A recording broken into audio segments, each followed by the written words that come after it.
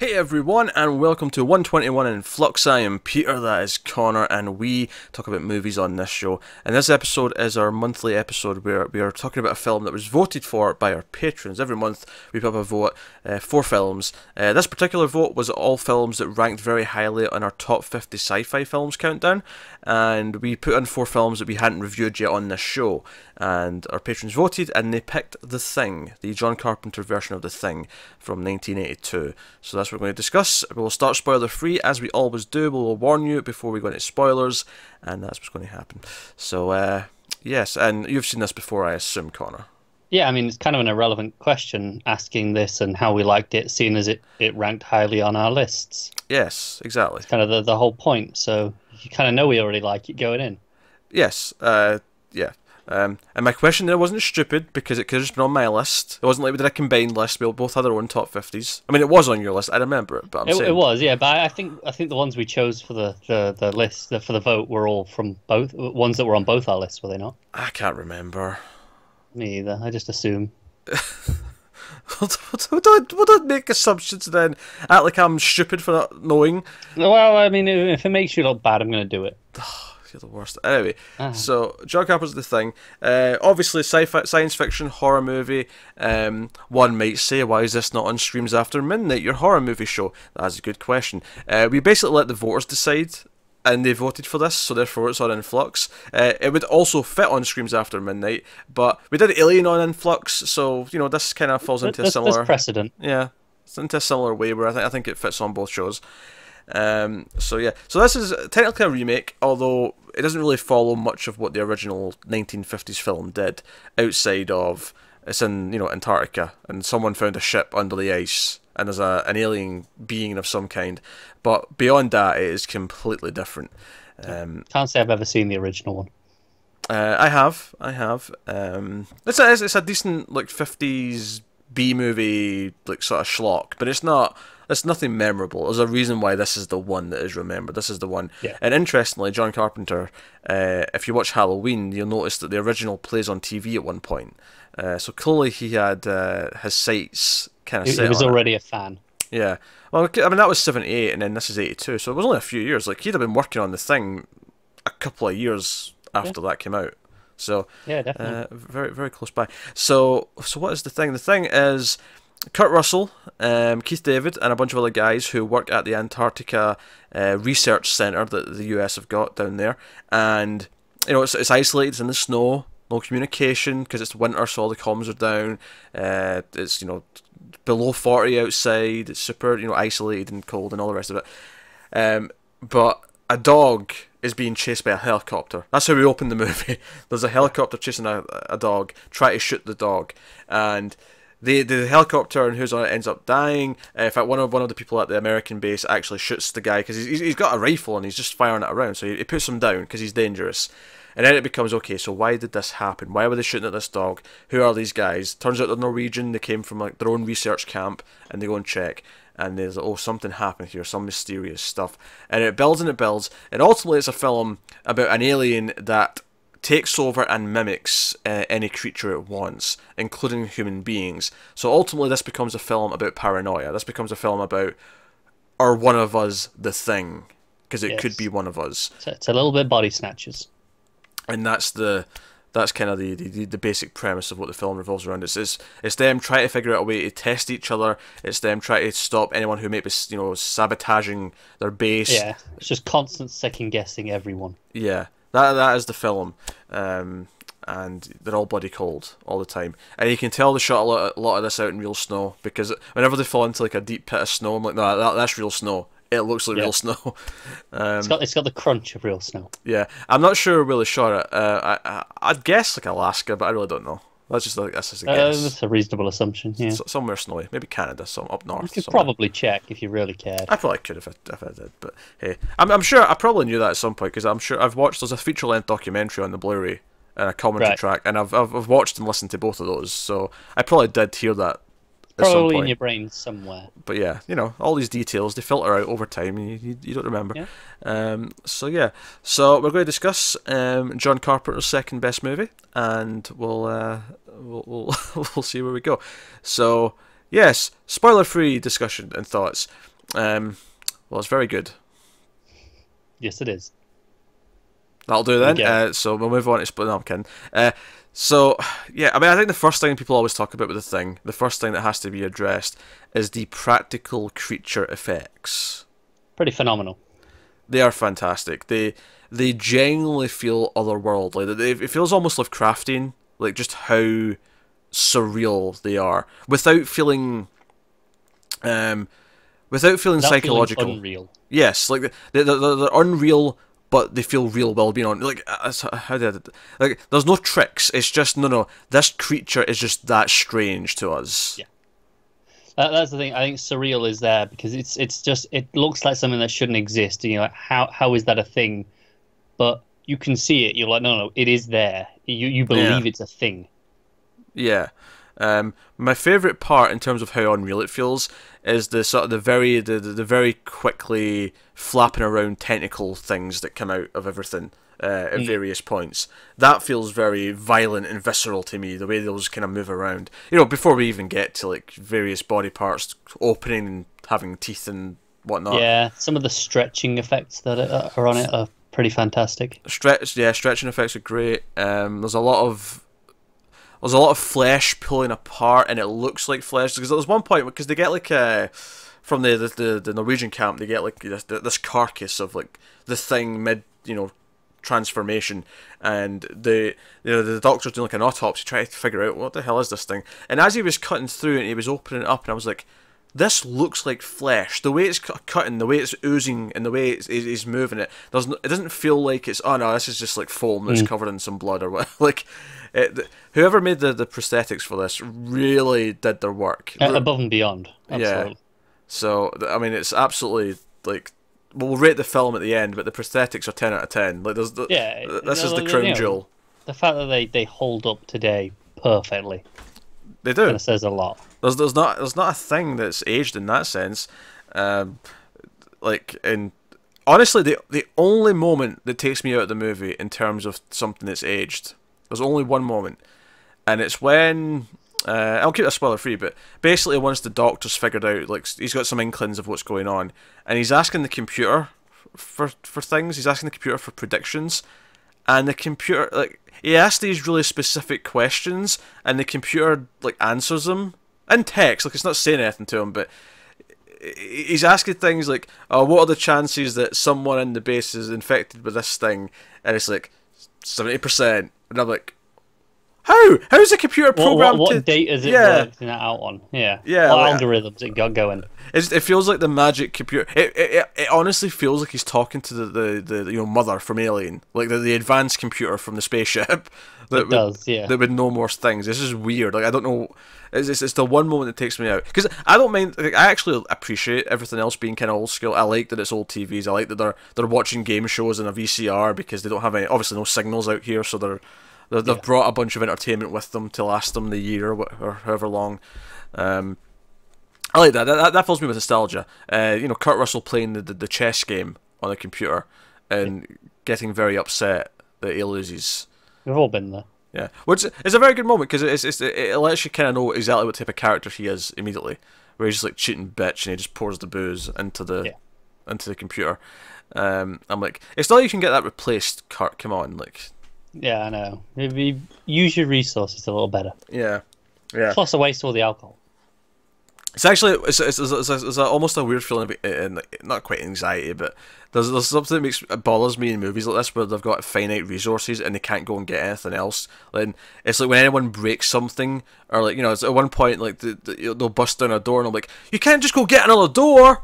Stop wasting things. Like, no one ever addresses it though, do they? No. It's fine. Whatever. We'll worry about that later. Yeah, that gives me the, I don't know. I'm a bit of a hoarder, I guess. So knowing that I can't just go and get more, like, no, you treat everything you've got preciously. You if you've got one working VCR, then you do not. You treat that like a queen. You dust it off every night. You make sure it's comfortable, not overheating. Admittedly, the risk of it overheating in this weather, unlikely. Pretty slim, yeah. Yeah, but you know what I mean. It's infinitely more likely just to freeze and stop working. Yes. The opposite's more likely. Absolutely. Think of the gaming PC you could have just out there with no cooling, like just sit it in the snow. Yeah. Just took it all up in the snow. Just sit there freezing. The problem is, you just melt all the snow around it. That's with true. A good rig. That's true. Okay, so you'd have like a plastic kind of sheet that you'd put it on. Yeah. So the water wouldn't. Yeah, it's a good plan. I don't know why I'm talking about this. Anyway, so yeah, you've got you've got all the practical effects. They're fantastic. They're phenomenal. You got Kurt Russell leading the pack as MacReady. He's Kurt Russell. He's great.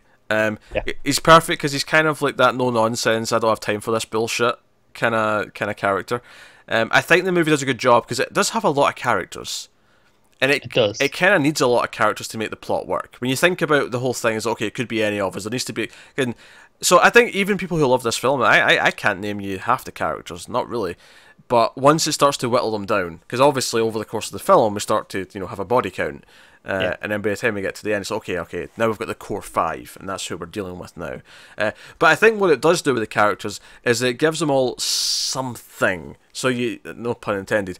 Okay, so that guy's the cook. He's always on the rollerblades. That's the guy that's always smoking. That's the guy who looks after the dogs. That's they all have a thing. There's a captain who's always got his revolver. They all have a thing. Just enough that you understand who each of them are and you sort of recognise them. You got the 2 doctors, and so on. So it does a good job of that. Yeah, keeping you. It's not necessarily strong character work, but it's stronger at just making them recognisable.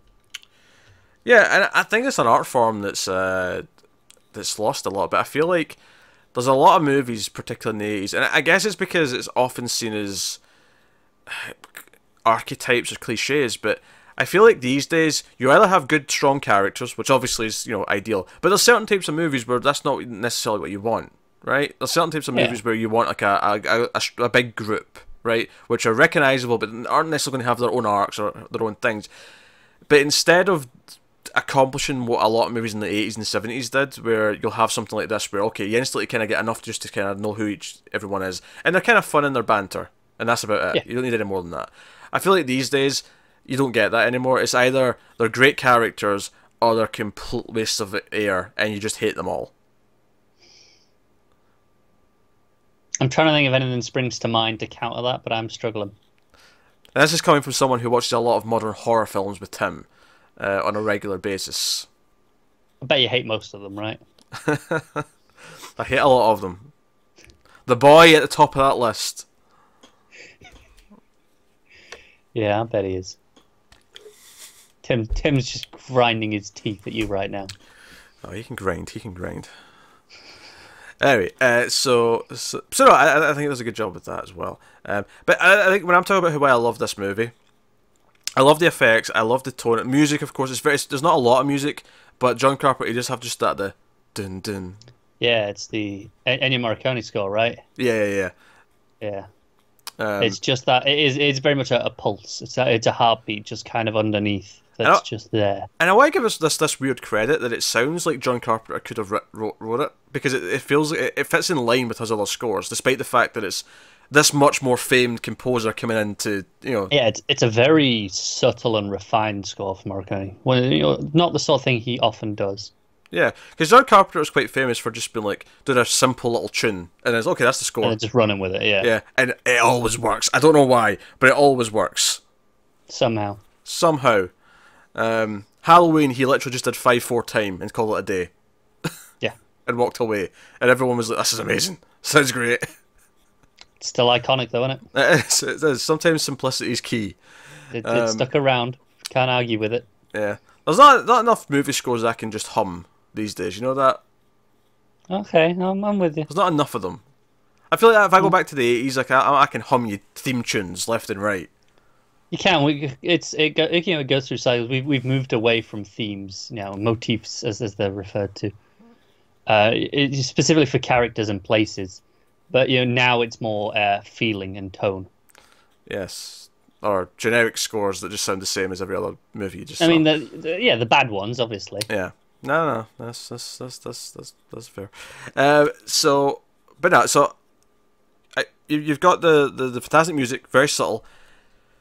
But my favourite stuff about this film is the paranoia, and I think the setting plays a big part of this. I think them being isolated is something I love about it. You know I love a bottle story, right? And this is essentially one big bottle story. Yeah, they go to the other camp, right? But they're, other than the start of the film, after the helicopter gets damaged, they're stuck there. Yes. With no way to contact anyone, nowhere to go anywhere. And it's funny because I've in recent times I've been thinking about aliens a lot. And I don't know if I mentioned this in the Aliens review because we had that like early last year. It took me a second then. I didn't realize you were referring to the Aliens movie. Yes, Aliens the movie. I've been thinking about Aliens a lot. Oh, James Cameron's Aliens, right? And you know I'm a big fan of Resident Evil and survival horror. Indeed, I do. And I was thinking just how like Aliens might have shaped why I like those games so much. The old versions of the games, not necessarily the new ones. Although Remake 2 is definitely dipping back into that arena. Looking forward to it. Not a fan of 7. I still need to finish it. I like the effort that's put into it, but there's definitely like some of the first person stealth stuff kind of bugs me. It's just not grabbing you. It's hit and miss. I appreciate it, and I will finish it, but it's like they've got the item boxes, they've got some puzzles, but it still feels quite linear compared to the old games. It's you'll have to get on a stream just so you can force yourself to finish it. I may have to. The textures on it look crap on my PC though. I might wait for my new graphics card before that might be advisable before I dive into it. Make it look pretty. But anyway, so the point I was getting to is that what I love about survival horror, those games, the early Resident Evils, the early Silent Hills, is that, especially the Resident Evils, they fit heavy into this, is the idea of you come into a place, and in the case of the first Resident Evil game, it's a mansion, and it's like, oh, there's zombies everywhere, something happened here, and you start to piece it together through like documents and evidence around the place, meanwhile trying to survive, and you've got the idea of like a safe room where you feel that, and Aliens has a lot of this. Aliens, they come to that planet, and it's like, oh, the things already went down. Where are all the colonists? Oh, there's like evidence here in the lab. They were doing experiments in this facehugger, and even the idea of a safe room. At one point, they set up a room where they've got turrets outside, and it's like, oh, this is the safe room. And I'm like, huh. I hadn't really thought about it before, but there's a lot of the things I like about survival horror are in that. They did kind of just generously lift from the template. Yeah, they're in the movie, and I think this movie equally, specifically when they go to the Norwegian camp. Like, that's very much that part of it for me, is the... No, I agree, yeah. Something happened here. There's hints of it. There's some really great effects of, like, the frozen, mid-death and stuff like that. The blood's, like, frozen as it's dripping from a wrist. It's great stuff.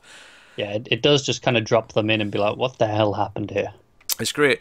And I love it. And this is why it bugs me, because they did, like, a prequel/remake, in 2011. Mary Elizabeth Winstead, who I like a lot, unfortunately, was in this... Yeah, I have considered watching it basically just for her, and that's about it. I'll be honest, I'm not sure if I watched it. I think I did. Wow. I think it did. So it's not even just bad, it's just forgettable. Yeah, it's not. I don't think it was the worst thing ever. It was just like... Well, that's the thing, if it was offensively bad, you'd remember it. I would, yeah. You'd know you'd watched it. But... This is actually just to go. This is almost a tangent here, just about prequels and feeling I need to do prequely things. But because to me, like, part of what I love about something happened here, right, is that we gradually fill it in because they watch some videotapes of some of the digging up stuff, and they see some of the aftermath, and you can kind of piece it together. And more than anything, what happens to them over the course of the main story of the film is that these were the hints that what's going to happen to us, and then it happens over the course of the film, right? Yeah, so we don't need to see it again because we got it. Exactly. So the idea of taking what was supposed to just be the tease of what the foreshadowing of what the story of the film was and saying, oh, let's make a movie out of that. That is like everything I hate about prequels. I never even realized it was a prequel. I've just always heard of it as the remake reboot. No, it's the Norwegian camp. I did not realize that. Yeah. But Mary Elizabeth Winstead's just there. That's more redundant than just doing a remake of this, because at least in this, I can see. All right, you want to remake it? Sure, I don't know why, but you do you, right? But that Norwegian camp, it serves a point to this story. Yes. Whereas just seeing that kind of doesn't have a point then, because it's okay. By the end, they all die, and we go off and we just lead into this movie. I mean, I guess mild spoilers for the remake. I don't think her character died. I think she got out. Okay. I don't remember it lining up particularly well. Outside of one or two things, they made a point of saying, "Oh, we'll do that one thing that lines up." Right. Because that was a cool moment. But other than that, I think it's pretty. Like, I think it does end with a dog running off. Like, I think you sort of. Then it being chased, presumably. You gotta have one of them chase it in the helicopter. I think so. Like I say, I barely remember if I've seen it. I think I did. But it wasn't until I started thinking about it to actually check if I've seen it that I'm like, yeah, I think I did watch that. This is so weird that you have no idea. Hey, it came out like 8 years ago, so I'd have watched that about 7. I didn't see it in the theatre. God damn, no, I didn't. I didn't go and pay money to get into the theatre for that. So it came out 7 years ago. You probably watched it, what, 5 or 6 years ago? Yeah, something like that. And you have no idea if you saw it or not. Not really. You're kind of guessing. I think what happened is I put it on, and I knew I wouldn't like it, so it was on while I was doing other things, so it probably didn't get that much attention. I mean, yeah, been there. And that's probably why I can barely remember it, because... There's bits of it in your mind. The bits that linked up with the original, kind of in your mind, because you're like, oh, I've seen that one, I like that one, I know what it's referencing. So that bit's you remember. Yeah. But no, I love that discovery and that, like, oh, what happened in this place? And they try and figure it out. They do an autopsy, they do all these things, and they watch the you know, there's some recordings. The Norwegians made some footage. Let's watch that and find out what happened. Which again is actually very different from the original film, because in the original film, it's our camp, you know, the main camp, who goes and finds this thing in the ice and digs it up, and so they kind of are the Norwegians almost. Kind of. I mean, the Norwegians don't really exist, but in the sense that, you know, they're the first ones to do it. Sure, yeah. They're the first base being hit. Whereas here it's more like, it's like, wait, what were they digging up? What's happening? And they have to question, they have to think about it. And I think that's infinitely more interesting than just, oh, here's the people that have found a ship in the ice. They're going to, you know, dig it up. Yeah. But yeah, no, I agree. But no, that's part of what I love about it so much. And then the paranoia, of course, is fantastic once that gets going. That's the entire film has to, you know, rests on the paranoia working. But luckily, the atmosphere from the setting, the score, the characters, the practical effects, all phenomenal. There's very little to take points off for. It is. It's a slow moving movie, and sometimes you think that could be a fault because it's hard to keep tension and paranoia at that pace sometimes, but you never notice it. You know, it's always, you know, you're always going, okay, who is it? Where is it? Yeah, you start to, like, you know, okay, who's been left alone? Who's been away for a while? Where have they been? Yeah, rather than being slow, it's like it just gives you time to think about where everyone is. And some of the best parts of the movie, some of the best scenes are when they're all there in a group and they're kind of accusing each other and they're questioning it themselves. And then when one person feels that they're being accused, they get really defensive. And it's, you know, the drama that plays out during those scenes is very strong. The infamous, like, testing scene, which we'll talk about more in spoilers, that is exceptional. How it flips around who's on whose side based on what happens in that scene. Yeah. It really plays with it. So. Yeah, so I guess we'll give the spoiler warning so we can start talking freely about everything. So full spoilers for the thing. You have been warned. So let's talk about that testing scene. There's a small detail about this scene that I love. Like, I freaking love this. As I was watching it again earlier tonight, I was like, you know what? I love this about this scene. I never thought about it before. I love that, you know, so obviously they're testing the blood and they're shocking, like, they take a bit of blood from everyone, he's shocking it with the wire, you know, he's heating up the wire and he's poking seeing at if it them. reacts. Yeah, because the theory being is that it'll react, it'll defend itself, whereas our blood it's blood being poked, it doesn't care. It's not sentient on its own. And he's, you know, does a couple of them, and, you know, once he's tested one, he's like, okay, you're safe, so you come up and hold the flamethrower now. And he's testing them. I love, now obviously eventually someone's going to react, right? And it's one of them's going to be the monster. Eventually one of them has to. Yes. I love that it's not the last person. I love that it's after a couple people. It's the one in the middle. And my favourite part about it, so obviously, you know, we have the big effects where his head opens with the teeth and starts biting the other guy's head, and it's this great big effect. You know, McCready burns it with the flamethrower, all chaos is breaking loose, he ends up flaming, going through the wall to the outside and falling dead. After all that, it cuts back to the room. Okay, next person's getting tested. I love it. It doesn't end the testing process. It's like, okay, that just confirmed that this is working. We're testing who's left. Right. You, Keith David. Because, again, they're aware that it might be more than one. They don't know. Yeah. But I love it's the one in the middle, and then it goes back to testing them again. It doesn't end the scene. Because that's the traditional thing to do. You have that end the scene. No, you do. And I like it because it means, you know, there's still a reasonable amount of people at this point. Yeah. So you're not having to wait for them to test everyone with it going, no, you're fine, until you get to the end, right? It would just be too long as a scene. Mm. With nothing happening. I mean, you know, you can have a long scene, but there'd be nothing happening for most of that scene other than just testing person after person. And there's only so long you can ramp up that tension for. And especially if it's the last person, you kind of take that away because you're like, well, I know it's them. And there's also an extra added element here where they think McCready's infected or crazy and that this isn't going to work. So they're all just kind of like, you know, because at this point, they thought McCready, because McCready was out on his own for a while because, you know, the cook found one of his shirts like ripped apart, and that that's like a sign that maybe the person was taken over because they burst out their clothes, right? Yeah, it does hide the name tags though. It does, whereas this one had the name on it, like it might have been setting him up, right? And that was like my first thought. It's Kurt Russell. If he's going to be infected, it'll be at the end. He's not infected now, right? It's not happening. I mean, I've seen it before, but I'm just, you know, on a first time watch. Yeah. That's what I presume I would have thought at the time. It's been a while now. I can't remember what I thought the first time. No. It's been a long time since I've seen this the first time, but yeah, so they all think, so he actually kind of has to hold them hostage with, he's got like dynamite, and he's like threatening to, you know, blow them all up. It's like just to make, because he knows they're just going to kill him, because that's kind of been his attitude, is that once they think someone's infected, we need to just play it safe, because this thing can't get back to the mainland. If this gets back to population, like the entire Earth's going to be infected. Which, by the way, I once read a fantastic theory linking this with the alien universe, that said this was I can't remember which way around it was. It was either this was a being that was designed to fight xenomorphs, or the opposite. Because of the way that it worked, it would combat the way they reproduce. I don't know, it was a fascinating theory someone wrote on the internet once. Okay. I'm intrigued. Yeah, I don't know. I'm just trying to think it through about how it works. But I'd imagine this was designed to stop the xenomorphs.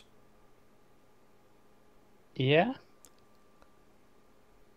Well, yeah, because I mean, the xenomorph, it can't implant itself into this thing, surely. Yeah. I mean, I assume. Oh, if it did, then it would alter it before it burst. Yeah. Yeah. Yeah, that's what I think. Yeah.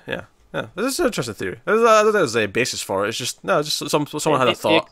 Be a cool comic crossover, right? But yeah, so he's holding them all hostage. So there's this tension, and then this testing scene even begin with, because he's actually just forcing them all to it. He's tied them all up, and it's only once he proves that the guy with the glasses, you know, the communications guy, it's only once he proves that he's not. He's like, okay, right, you can help me now. And because he's proved that, he's like, okay, yeah, I'll hold the flamethrower. Let's do this. And you know, it's a one by one. Because when we get to the last guy, who turns out not to be a monster, like, you know, we've got like 3 of them all holding flamethrowers at his face, like just waiting to see. And then that's when they start actually forming a plan together and try, okay, we need to try and, like, you know, kill this thing and make sure, because they realise it's trying to be smart, because it can be frozen, because the whole idea is the ship was landed here thousands of years ago, and it was frozen in the ice, and it can survive that. It can wait back up after being frozen. So it's like, no, it'll stay frozen, and it'll wait for rescue to come, and maybe hitch a ride back to the mainland, and then we can, you know, spread it properly. So they have to can't be having that, obviously. Yeah, but of course we've skipped over many a great scene and many a big effects moment. Of course, a big famous one is, as alluded to, is when the doctors, you know, try to, like, you know, look at the body, and the stomach opens up, the arms go in, and then the teeth just snap shut and rip off his arms. It's pretty fantastic. Another point I like about that scene, because obviously they burn the body that opened up. They actually remember at the end to burn the guy who just got his arm taken off, because he should theoretically now be infected as well. Yeah. So, They're like, no, we're not risking it. yeah. So yeah. Again, there's a lot of little smart touches like that I liked. And of course, there's they start boarding up places at one point. Like they do all this.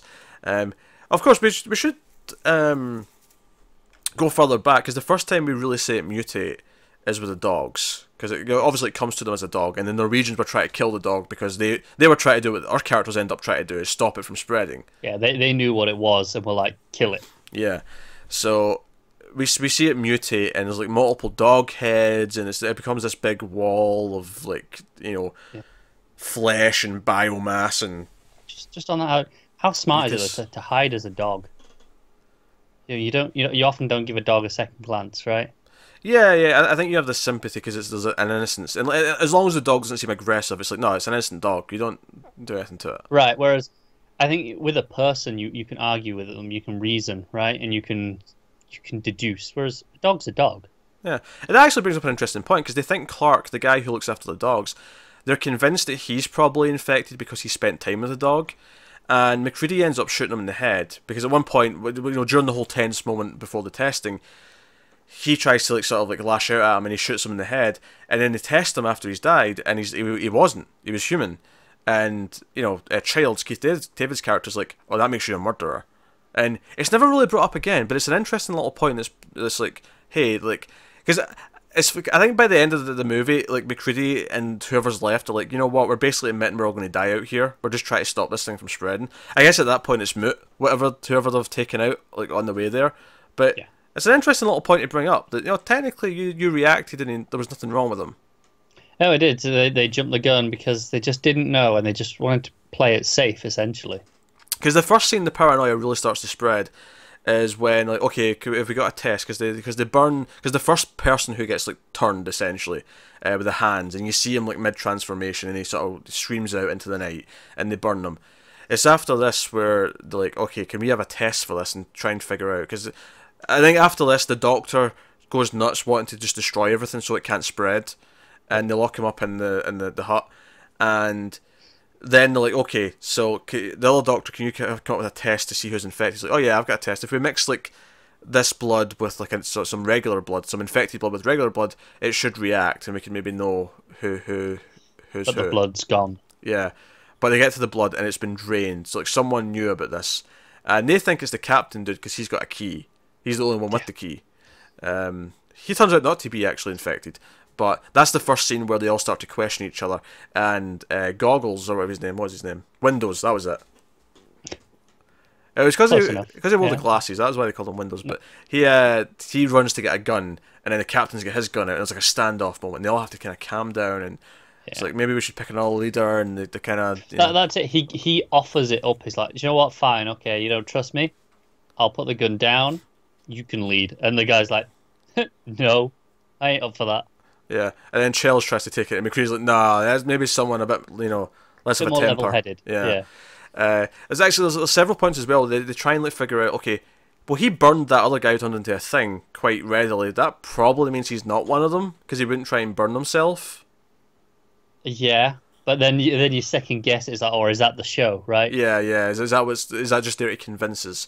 Because obviously the movie's got a very famous ending where, because Childs is left to guard the place, and they go off to get the doctor who was going nuts earlier on, right? Who maybe wasn't infected before, but definitely is now, and he's building a miniature ship underneath the cabin that he's in.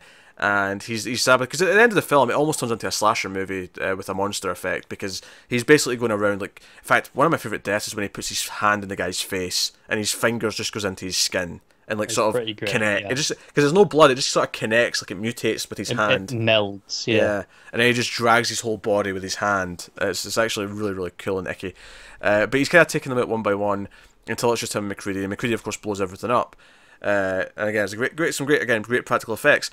But Childs comes back at the end. He wanders back in, and everything's burning, and McCready's sitting down there, and Childs walks in. He's like, "Where were you?" And again, that's been a big thing the whole movie. Is if someone was off somewhere on their own, where were you? Are you infected?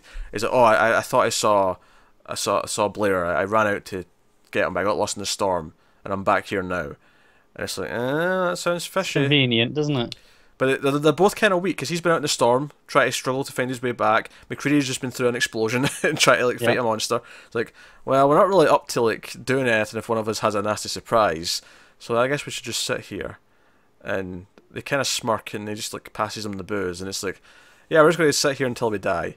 Do you have any opinions or like do you believe that one of them is the thing or that both of them are the thing or neither of them are the thing? Do you have an opinion one way or the other? I think it's either both or none.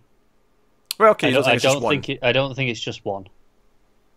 I think either way they ultimately recognize that they're the same. And whether that's like, oh no, we're both human, let's just sit here and sit it out, or they're both the thing and they're both like, we got this. But I think there is a camaraderie in it. Okay, I can see that. I mean, there's been lots of theories and people have been looking for clues as to, oh, this is why, this is the answer. I think my gut tells me they're both not the thing. And they're playing it safe because they're all going to die anyway. So we'll just sit here. We'll keep an eye on each other. And it's almost like they agree that, yes, each of us should have an eye kept on them. So we'll sit here and do that until we die. And that's fine. It's a really dark end to me, think about it.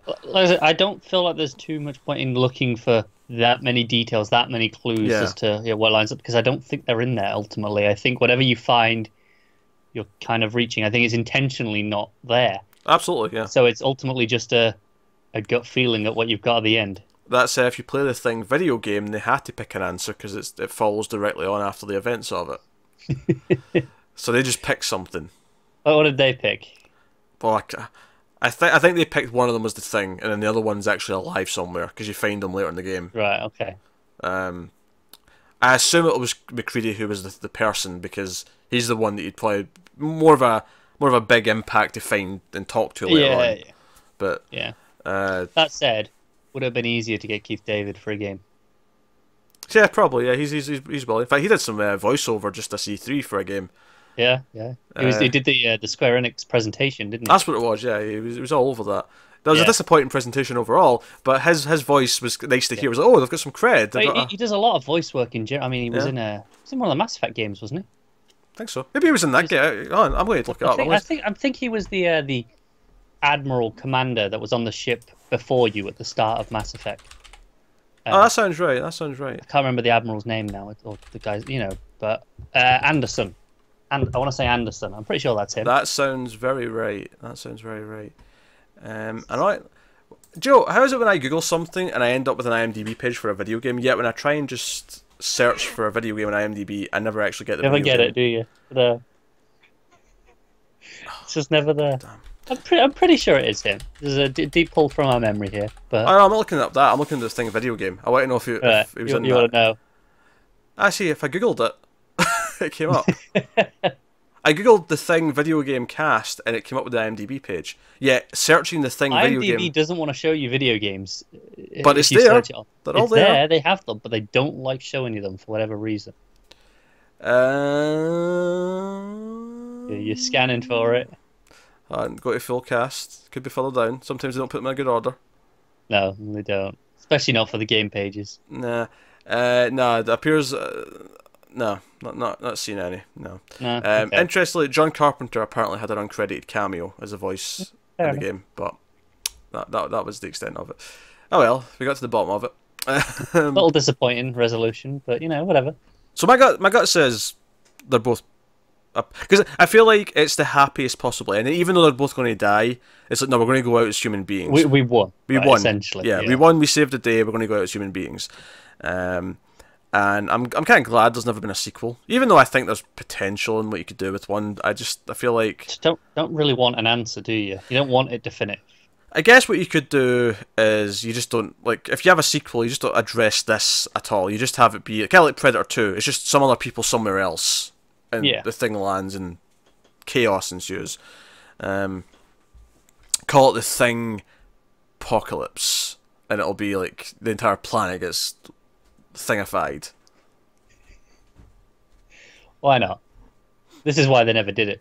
Couldn't think of a good name. Things. I mean, that's probably what they would go with, right? Yeah. Yes. So that's probably what I'd do, but you know, whatever. Either that, or I would go with something.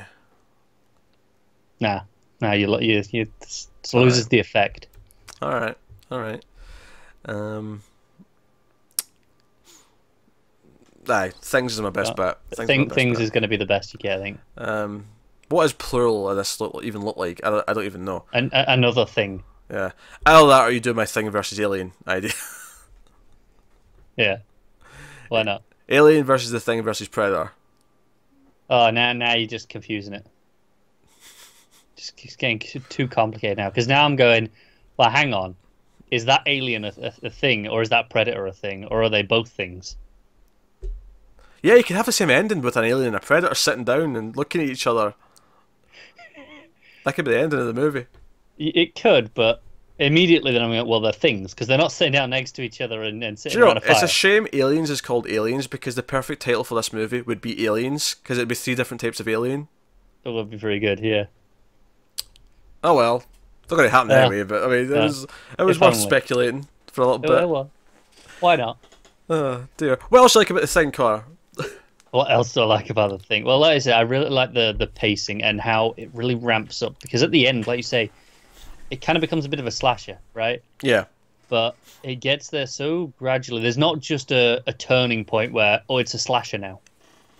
It's just where you kind of you go, hang on, we're just kind of picking them off here. Do you know, it goes so long without any proper music. There's just like atmosphere. There's a point where it's after they've burned stuff, and it's the final like 3 or 4 guys, and it's before they start making plans to do stuff. And McCready says something like, "Oh, it's planning something," or something like that. It cuts to just like some atmospheric shots of like the halls, kind of like kind of something like Halloween, where it cuts to starts showing you parts of the houses to say, okay, where is it? Where is the thing? But it's just when it does that where the dun dun kicks in, and we haven't heard it since maybe the first act of the movie. Like, Yeah, it goes away pretty early. yeah, and then it comes back in, and it's basically saying the final showdown's about to happen. That's basically what it's telling you, and I like that. I also like that when they want a private conversation, they go out to the little truck thing they've got, and they go out there to talk. I thought that was really neat, because he's like, yeah, can we talk outside? And he's like, it's 40 below outside. We'll go sit in the truck, put the heat on, it's fine. That really cracked me up. Here's something I liked about it a lot, and I was noticing this especially on this viewing, was the use of colour. I thought was quite inventive, because I think there's a moment that's really obvious where McCready's outside and he lights a flare, and everything around him's really blue, but he's lit in red from the flare, and it's used very well. But I was noticing it a lot throughout the film where when the power was on, it was kind of an amber. Then it goes out and it's all this really cold, white blue, very very sterile. But it plays kind of with those different things, because when they go downstairs to it's because at the end when they're setting up the explosives and the ship's there and they're planting things, it's very red. There's a lot of red everywhere. It's just bathed in red. It is, and I think you could almost take the color in, at the ending as an indication as to which way where you want to take the ending, because mostly the colors are red is okay, life, where when they're them, at the start where it's it's normal, it's amber, like you say, the flare where it's distinctly him, and then so at the end it's they're sitting around a fire, it's bathed in red. Never thought of that. You could argue that. That's a nice way of looking at it. But I think it's a lot of stark differences, though. It really uses the differences in the harsh blue white of outside, and then the amber of the indoors. And then, like I say, at the end of the film, it gets proper like drenched in actual red, because they're using flares constantly, and they're dealing with that. It's like, I think to go away from what you said about that means life, I'd maybe go with, as the film goes on, because at first it's just one flare, and then there's a bit more flare, and then at the end when they're setting up the explosives and the final murders are happening, and the entire scene is just bathed in red. You could argue it's more like it's just gradually getting more and more bloody, like it's just building the danger and the tension with the colour. So really smart. That was a small touch that I really liked in this one. Obviously, John Carpenter's a great director. The moments handled very well. He can juggle a cast like nobody's business. Yeah, like I say, there's so many of them, but you never feel like anyone's particularly getting shortchanged or anything like that. Yeah. I like how it starts off very even amongst all the characters, but there's a certain point where it kind of becomes McCready, who's our surrogate, in the film. I was thinking especially because there's points later on where we're with McCready and he's looking at things, and then he hears a gunshot, and then I think it's when the scientist Blair's going nuts, and he hears the gunshot, and he's like, oh, "What's that?" And he runs back inside, and then we don't see what's happening until he sees it. It's like, I think that's the point of the film, or around that point in the movie, where it becomes, no, he is the surrogate. We will see and hear what he sees and hears. Because early on it cuts around all the characters pretty evenly, but from that point on, it kind of sticks to him and only what he can perceive, give or take. Obviously, there's where he disappears for a little bit because it wants to have us doubt if he's been the thing now.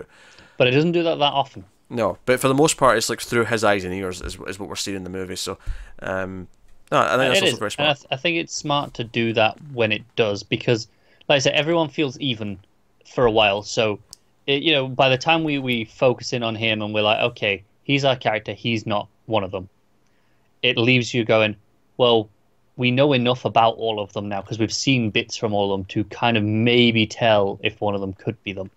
Or even more than that, just in terms of a stylistic technique there, everyone feels even and it's just all part of the group. But then we become isolated with one of them and we're with them in the mistrust that any one of the rest of them could be something they're not. It's like, we go from just like treating them all equally and evenly and viewing them that way to now we're one looking out at all the others. No, it's true. And I do wonder if it would lose some of its effect if you did keep jumping around. You'd kind of know maybe a little bit more as to who is or isn't the thing, because you'd inherently just see more. Yeah, and all this doesn't happen until after we have the first person who turns, and then the paranoia starts, and that's when it becomes, McCready is our vessel. With a couple of exceptions, but for the most part, that's how it becomes. And again, like I say, I think that it becoming less of a group and more of a one person, and everyone else is someone not to trust, which is almost why I think you expect the twist at the end eventually to be, McCready's been a thing for a while, because that would be a shocking thing to us. But which is why I think I appreciate that it doesn't just outright do that. It doesn't do the cheap twist, yeah, because it could have done that. It would be an easy, you wouldn't blame it if it did do that. You'd be like, yeah, okay, I get why you do that, right? But it's bolder to not do it, at least not definitively. Maybe they did do it and it's there, and if you want to read it that way, that's fine. But the point is, it doesn't go for the moment. It just lets it sit. Yeah, no, I agree. It's a fantastic film. It is almost flawless. There's very little, I think, to critique. A lot of fantastic beards, which I approve of. Yeah. So that's. I think you need one in that temperature. You do. The few that didn't have a beard, I was like, man, how are you surviving? Like, come on now. Come on now. It's just like, that beard. We've got enough around there. That's one less scarf you need. Hell, even I was talking earlier about the whole idea of the survival horror of like finding the evidence and like piecing it together. McCready even makes a tape for that purpose for later, for whoever comes here next. Yeah. That he's going to hide and people can hear his account of what's happening. Yeah, and it does almost set up a sequel if you want to. If you wanted to continue this down the line for whatever reason, you have this be, the camp that, for them was the Norwegians. Yeah, and I think if I was making a sequel, again, I don't think it needs one or I necessarily want one, but if you wanted to make a sequel, and I think you could make a good one, what I would do in terms of not ruining the ending is that you just never find those two. You wouldn't know where they went. You would find the base, you'd find that recording, you'd see the evidence of everything else that's happened, but you wouldn't find their bodies. No, I agree. You could go with the route of, if they were the thing, you'd be like, well, it changed form at some point, right? It abandoned those bodies and did something, or whatever happened. And if they're not, they just died. They're buried out in the ice somewhere. We don't find them.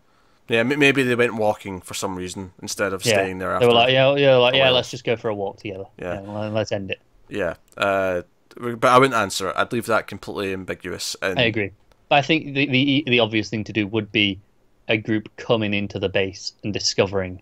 And then I think what you do is maybe go back somewhere else and have them unwittingly bring it with them. Yeah, absolutely.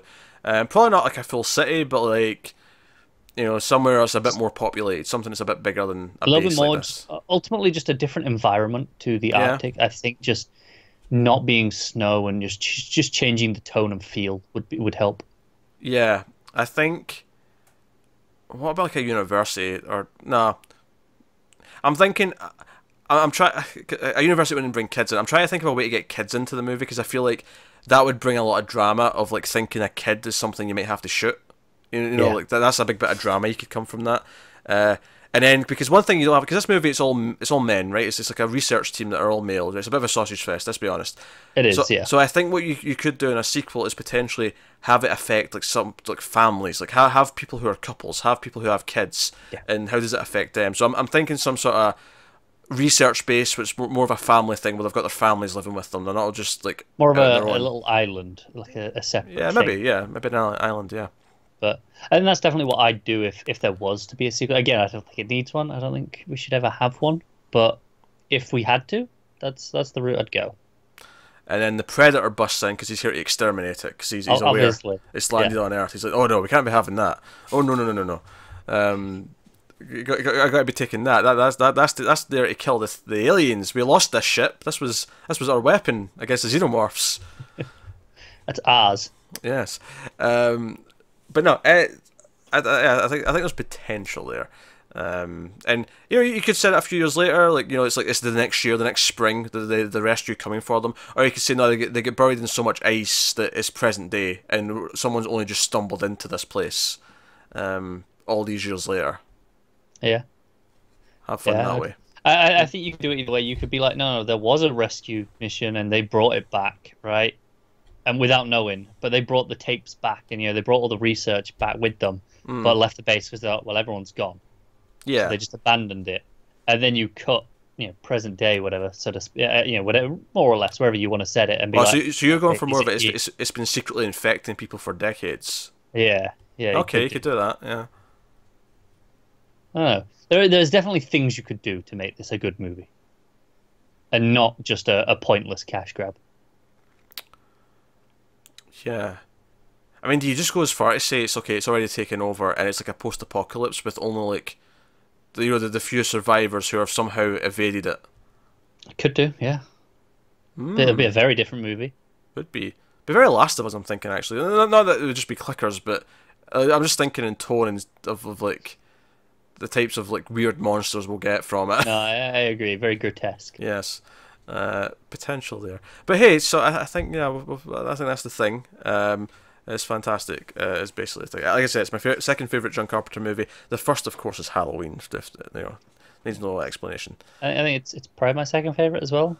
I mean, yeah. Next up is Prince of Darkness, for the record, and I've not seen that one, admittedly. then Assault on Precinct 13. You know, and I could keep going, but I'll just leave it there. But those are my standouts. Oh, I'm dropping my bottle cap. Oh well, that's a goner. I've written it off. It's so professional for so much of this review. I've been sitting playing it for the last 30 minutes, right? That could have happened at any moment. To be honest, it makes me better. I'm also fiddling with a little, like the top of a can. Yes. So The ring pull, I believe that's the referred one. to. Yes. Thank you. I was blanking. Yes. So we should rate the thing out of 10.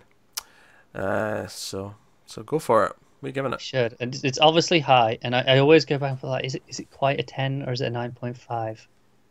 And I'm never 100% certain. Mm-hmm. Which probably means it should be the 9.5, because if I'm thinking about the doubt, then maybe it's not the 10. So I think I'll have to go with the 9.5 based on that. That is perfectly fair. I think I'm gonna go with a 9. It's a 9 out of 10. It's fantastic. If I'm playing some kind of devil's advocate and saying, oh, what could improve it? I don't think there's a lot that could improve it, but maybe we just knew the characters a little bit better. Yeah.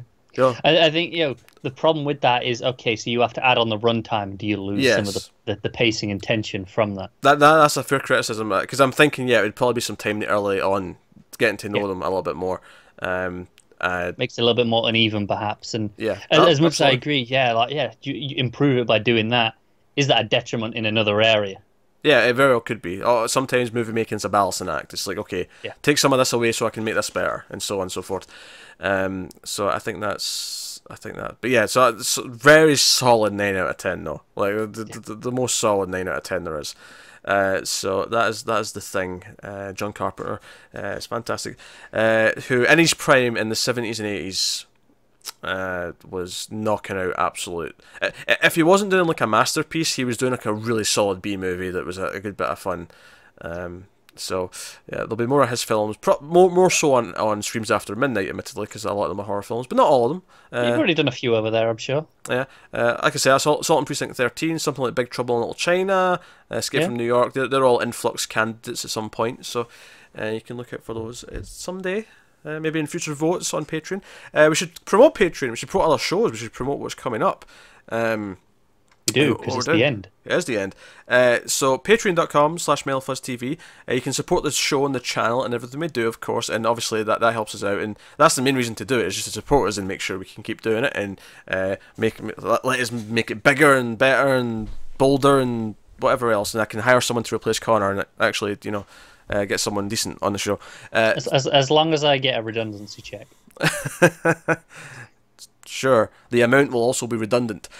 So you can go over there. There's obviously bonuses. You get these Influx episodes a week early on Patreon at the $1 tier. There's also the voting as well in the $5 tier, along with the Vault, which is a list of like user submitted films for us to do at some point. Our patrons get to submit films to this list. Every so often we'll pick one and do it as an episode, or we'll pick 4 and put it on a vote for the patrons. And everyone can look at the list, though. You can get the link in the description, and you can go and just look at what's there already. But the patrons are the ones who get to actually submit to it.